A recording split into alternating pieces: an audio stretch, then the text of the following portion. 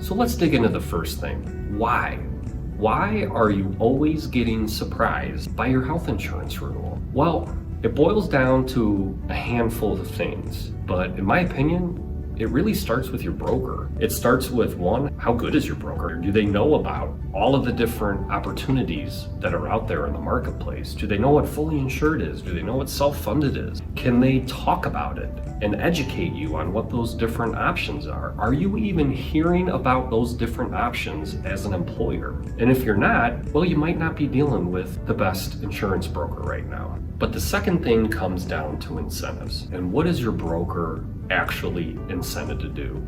Are they incented for your costs to increase? Are they incented for your costs to decrease? Here's the biggest problem I see right now with the incentive structure for some brokers is this thing called supplemental compensation. And supplemental compensation is when a carrier pays a broker a certain amount of money for either selling a certain amount of new business with them or retaining your existing book of business. And I'm not necessarily saying that this is a bad thing and all brokers that take this are bad, but what I am saying is that it can drive certain brokers' decision-making process, because in some markets, brokers are heavily reliant on this compensation to really stay afloat. Sometimes this can be upwards of 15% of an agency's overall revenue.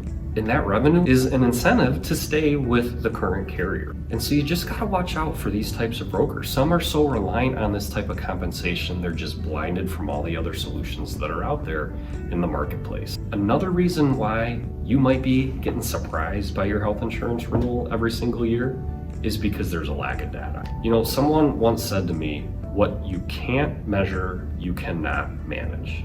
And that is so true. If you don't have a pulse on how your health plan is running, at least on a quarterly basis, preferably monthly, you're always going to be surprised. So you got to figure out ways to be able to get data. And I get it, there's problems, right? You got carriers that say, hey, if you're under a certain number of lives, we're not going to provide you any data. So you got to understand as an employer what data is actually available at your fingertips.